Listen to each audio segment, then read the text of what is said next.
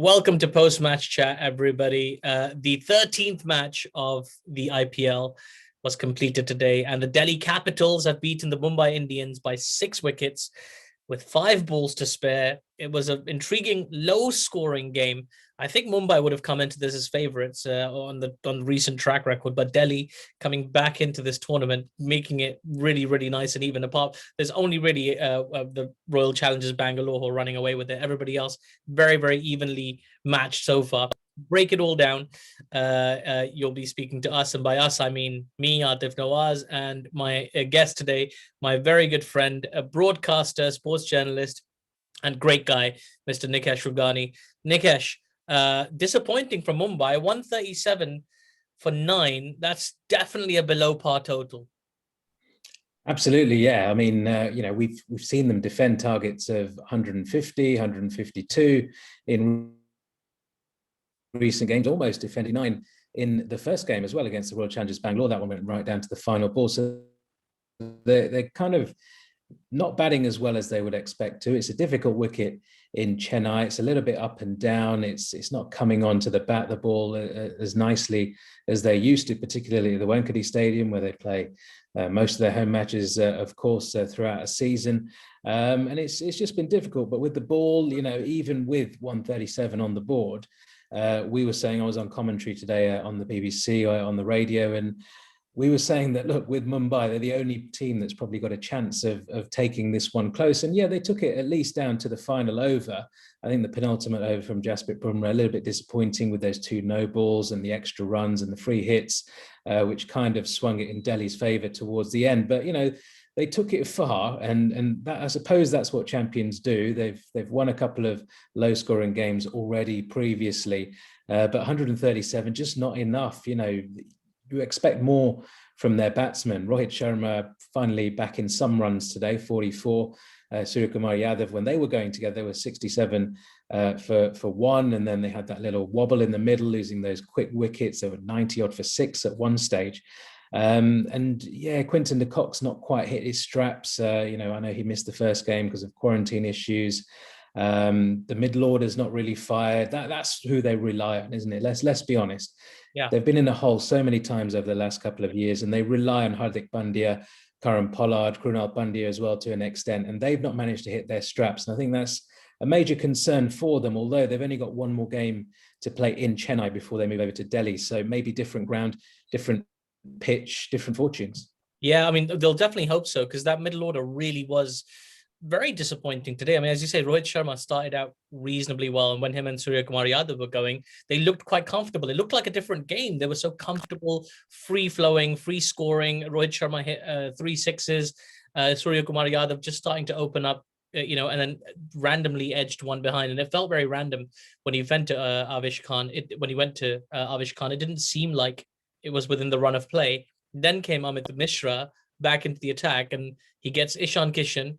He got him a bit later on, but first he got Hardik Pandya. Awful shot from Hardik Pandya. I think you were on the call as well when that happened. He just played a terrible stroke, and Krunal Pandya got a good delivery from Lalit Yadav, and Kieran Pollard, as you say, just hasn't come to the party. That kind of explosive middle order, not quite explosive today. I mean, Yadav aside, Kishan, 26 of 28 balls. That's not really what you want him for, even if the wickets are falling around him. The likes of Krunal and Hardik Pandya and Kieran Pollard, they got to do better. Yeah, I mean, I think with Ishan Kishan, maybe slightly hard done by today because, as you say, the wickets were falling all around him. At one stage, he was batting with Jayant Yadav, and they had to try and rebuild a partnership. I mean, Jayant Yadav, yes, he can hold a bat, but he's not the explosive kind of player you want batting out there in a T20, especially when there's 8 overs or so still left in the innings. So Ishan Kishan had a bit of a perilous task, really. I mean, the talk would have been during the strategic timeout around that time that you've just got to take it as deep as you can, just try and knock it about, try and get 6 and over right up until the last 2 or 3 overs, and then try and play your shots. It just wasn't to be, really. And yeah, you'd expect a lot more from that middle order, in particular, the powerhouse that we've been so used to seeing, getting Mumbai to these big targets in previous years. But a lot of credit has to go to Delhi, and Amit Mishra coming back in the side. The way he was bouncing around when he was taking those wickets looked as though he's rolling back the years. Lots of enthusiasm, a little bit of extra zip, a little bit of assistance from the Chennai wicket as well, extra pace, bounce, and a little bit of bite on the odd delivery. And to take 4 wickets in a game like that against the defending champions, to take big wickets as well. Rohit Sharma, Suryakumar Yadav, Karan Pollard, not Suryakumar, sorry, Karan Pollard, Hardik Pandya as well. Those 3 guys, 3 of the big names in the Mumbai side, really ripped the heart out of that batting effort. And a lot of credit goes to him, the way Marcus Stoinis started with the ball, just an all-round really good bowling effort by the Delhi Capitals. It was, as you say, Amit Mishra, superb. 4 overs, 4 for 24 for him.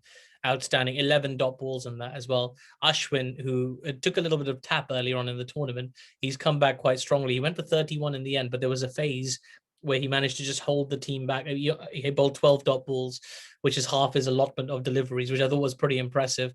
But the guy that really caught my attention today, Nikesh, that I'd never really noticed before, and I mean that with the greatest respect, was Lalit Yadav. Like, I've not seen a lot of Lalit Yadav before. I don't know if you've seen much of him before. I looked him up a little bit. He's not obviously played a lot of IPL cricket before, but he's played some cricket in India for a team called the Delhi Kings. He's got a decent first-class record, but he came in 6th bowler, and he bowled 4 overs, 1 for 17 from out of nowhere, which included 7 dot balls. Where did Lalit Yadav come from? Yeah, I mean, Lalit Yadav is an interesting one. Obviously, he can do a bit with the ball, but he's more of a batting all-rounder from what I'm led to believe. I mean, he's hit 6 sixes in an over twice in T20 cricket, the level below the IPL, of course, the domestic stuff in India. He's brought into the side really for his power hitting down the order to sort of finish an innings for them, whether they're chasing or posting a target. And he can do a little bit with the ball. I mean, he was a bit of a revelation today in terms of his figures. I don't think they were quite expecting something like that from Lalit Yadav. He was, their 5th bowler. Even if he went for sort of 9s, they would have probably been quite content with that, to be honest, especially if he picked up the wicket like he did. So an absolute bonus if he can carry on in that kind of vein and prove to be, a proper all-rounder, equally as good with bat and ball. A really good acquisition for the Delhi Capitals. Yeah, he did very nicely with the bat as well, as you say. I suspect, I just get the feeling, Nikesh, he might have like a Moeen Ali style career where he comes in as a batsman but ends up making his name with the ball. That's just a little hunch I've got. Just keep watching this guy, Lalit Yadav. I think he has to do big things with the ball while people expect him to do things with the bat. But anyway, on to the Delhi Capitals. And I think things started reasonably well for Mumbai with the ball. They kept it relatively tight. Halfway through that second over, Jayant Yadav got rid of Prithvi Shaw, caught and bowled. So it looked like, they had a little in there. They broke that opening stand, that opening partnership. But then Shikhar Dhawan and Stephen Smith, they decided to just, lay down the platform, just shut down the shop. They didn't do it particularly quickly, but they didn't need to. They weren't chasing a big total. They kind of really put the game to bed, didn't they? For me, I mean, I know Lalit Yadav came and got 22, and Rishabh Pant had a little cameo, and then Shimron Hetmeyer was required to hit those boundaries. But really, for me, it was that Shikhar Dhawan and Steve Smith partnership that sealed the game. What do you think? Yeah, certainly on paper you'd say that, but just watching the game, there was still a feeling that as long as they need 7s, 8s and over, and Mumbai were able to take it deep, if they could get a couple of wickets towards the back end of that innings, put pressure back on that Delhi Capitals middle order, and Bumrah to bowl the penultimate over, if he could bowl one of his Bumrah specials at that time of the innings, then you never know. If they need 10 off the last over, Mumbai are one of those sides that could defend that against pretty much anyone in the IPL on their day. So there was still a feeling that they could have got a bit more of a move on, but I suppose on paper you look at it now once the match is over, and that was the partnership that really steadied things. And as you say, if they lost another couple early on, then Mumbai would have had their tails up. We might have seen a bit of a middle order wobble with the Delhi Capitals. As it was, for most of the match, I suppose they had it under control for most of that chase. And it's good to see Steve Smith back in the side, back in some runs, even though he wasn't particularly quick. But as you say, the run rate was never more than sort of 7, 8 and over. So they were just knocking it around, and that's all they needed to do at that stage. Yeah, absolutely. I mean, the bowlers tried, and on paper, as you say, the figures look reasonable, but yeah, they just didn't have a lot to work with. It feels harsh to really kind of deconstruct them. I thought Trent Bolt bowled really well, 4 overs, 0 for 23, 13 dot balls, and that, so he did his best to create pressure. I really think he needed more to work with. In the previous game, we saw Trent Bolt bowl that incredible final over where he just put every ball on the crease, that Yorker length. And just knocked over the opposition's tail. But this time around, he didn't really, he had to be, he had to go earlier. Rohit Sharma had to throw the ball to him earlier. He couldn't bowl that last over. But yeah, I mean, you touched on this a little bit. I feel like we should talk about this a bit. Jasprit Bumrah, uncharacteristically bowling 2 no balls at a very crucial stage. Now, I'll reiterate that it's cruel to, go after a bowler when your batsmen have really let you down quite badly in the game. But, was that kind of costly in the context of the game? I think so. I think in the context of the game, I think at one stage, if I worked it out, if he hadn't bowled those 2 no balls at a stage when it was 9 needed from 9 after the second free hit, I think that's the equation they got down to. And the free hits didn't cost a lot. They cost a single each time, but then you've got the 1 for the no ball, and then I think they ran 1 off each of those no balls as well. So it all adds up, to be honest. It could have been 12 off 7, I believe. And 12 off 7 is a massive difference, especially if you can just get that final delivery in the block hole, maybe get away with a single, 2 at worst, and you're needing 11 or 12, 10 or 11 off the final over. Completely different equation, especially with Mumbai, especially with the fact that Delhi lost them 4 times last season.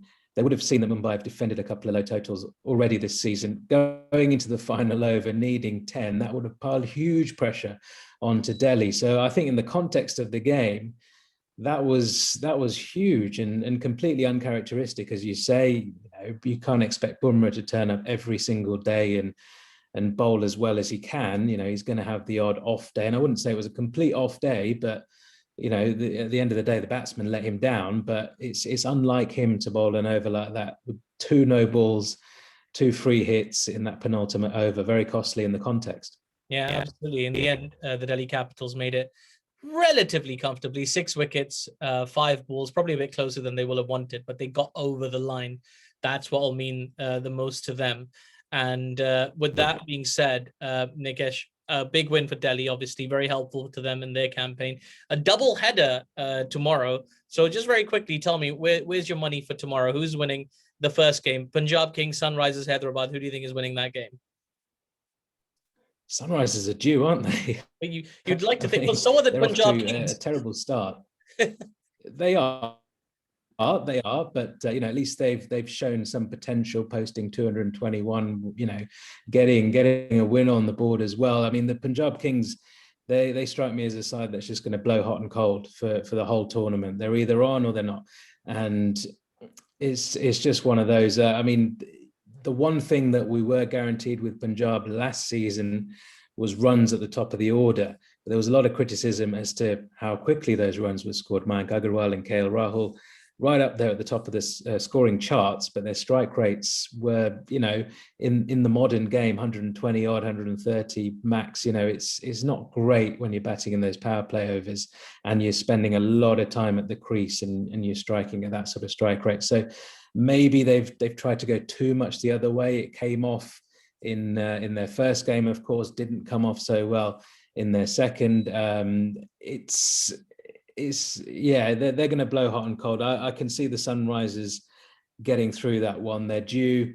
David Warner's due some runs. I suppose they've got a big dilemma as to their team combination, haven't they? How many overseas players can they fit in? They've only got 4 places. They've got probably 6 quality overseas players that they could choose from. Warner's not going to get dropped. He's the captain. Johnny Bairstow, the form he's in, you can't drop him. Can you drop Rashid Khan? No. So, I mean, I'd argue you can't drop Jason Holder, but then you've maybe got to try and get Kane Williamson in that side because the middle order looks fragile. And you need somebody coming in at number 4 or something like that to just steady the ship, knock things around. He can score quickly without trying to score quickly, if you see what I mean. And he can sort of calm that middle order, shore things up. But then you've got to drop Jason Holder. You lose the other option with the ball and perhaps the big hitting at the end. You know, there's been calls for Jason Roy to be in the side, Roy and Bairstow, you know, probably the best opening white ball partnership in world cricket, in international cricket, certainly. But you can't drop David Warner. So they've got too many people to try and please, and so many different headaches with that selection. But I think they're due, and I think Rashid's going to do his usual thing. I think Johnny Bairstow is due a big score. So is David Warner, and I can see the Sunrisers getting off the mark with that. Interesting. I was thinking I'm going the other way. Like, I know the Punjab Kings have already got one win under their belt, and I agree with you. I think they will blow hot and cold, but I just feel like the Sunrisers, as you say, are kind of overseas heavy. We sometimes talk about teams being top heavy or bottom heavy. Like, I think they're overseas heavy. They've put too much emphasis on those overseas players, and they haven't really balanced their bowling attack. Not for me. So, I mean, anyway, let's see what happens. Let's see which way it goes. I'd like to see Kane Williamson get a game as well. A great clip of Kane Williamson and David Warner fasting for one day with Rashid Khan, and both really struggling, which I thought was really cute. It was quite nice. So, other game, Nikesh, Kolkata Knight Riders, Chennai Super Kings, both teams carrying a little bit of form now. Who's winning that one? It's interesting, this one. I mean, Kolkata with Owen Morgan leading them, and the kind of big name players they've got, the Dre Russes, the Shubman Gills, Nitish Rana in good form as well.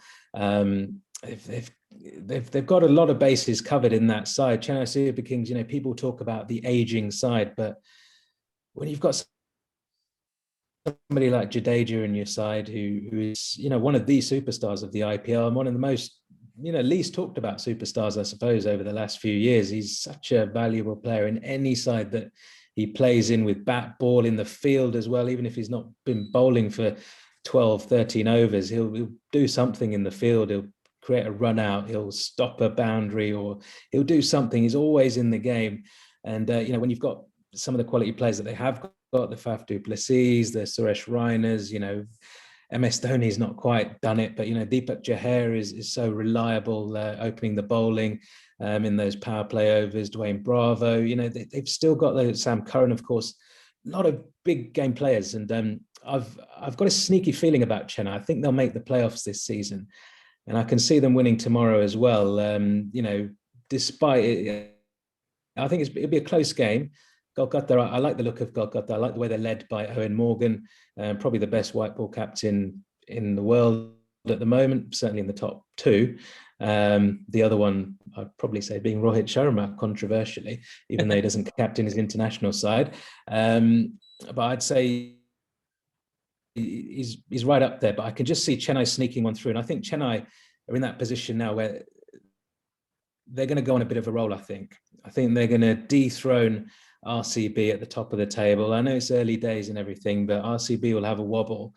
And I think Chennai, despite MS Dhoni not contributing with the bat, as CSK fans would love him to, and as we all would, I mean, it's a bit painful, if I'm being honest, watching him bat at some points. At the moment, he's just not quite how we remember him in years gone by. But despite him not contributing with the bat, I think as a captain, he's still outstanding.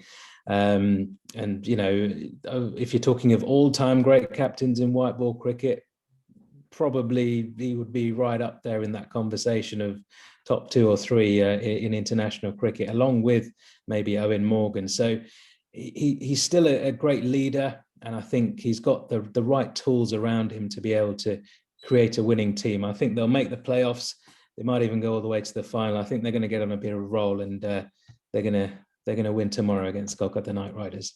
Well, we shall see. I'm going to go the other way. I think Kolkata's got the kind of run. I know that Chennai have actually won one more game. So they've won 2 of their 3 so far, recovering from that first game loss.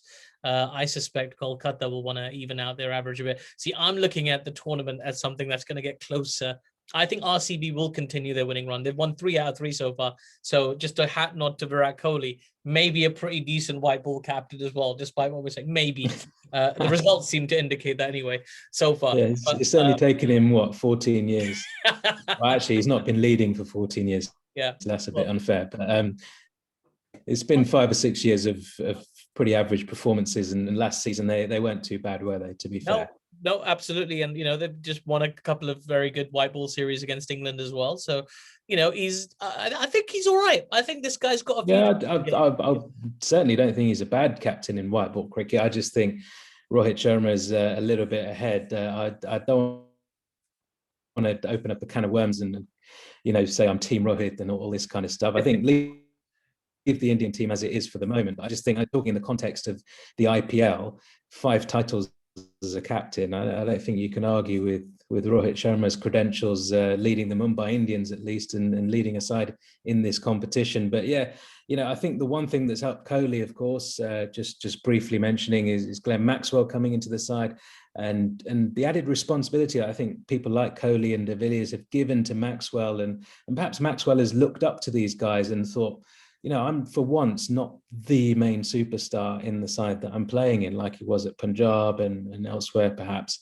And he's had to take on a bit more of a responsible role, and perhaps almost try and take example from the likes of Virat Kohli and AB de Villiers of how to carry yourself, how to build an innings, how to be responsible and carry the burden of these RCB fans. He's been doing it fabulously well so far, and as long as he continues his form, you're right, they will be there or thereabouts. Absolutely. I mean, let's see. Time will tell. If you're watching this video, definitely leave it in the comments below. Who do you think is a better white ball captain, Virat Kohli or Rohit Sharma? You could make a pretty good case for both of them, I would say. And throw in Morgan's name in there as well, if you want. Let's go with that. Who's the best IPL captain of all time? Sure, put it in the comments. My thanks to Nikesh Rughani. Thank you so much for joining me, buddy. It's been a lot of fun. This tournament's been a lot of fun. We'll be back tomorrow. There's a double bill. Until then, please remember to subscribe and support the channel. And if you know anybody else will enjoy it, please chuck it to them as well. Tomorrow, there'll be 2 post-match chats, one for both IPL games and one for Pakistan versus Zimbabwe. Their T20 series kicks off tomorrow as well. Until then, from Nikesh, myself, Aatif, Nawaz, everybody, goodbye.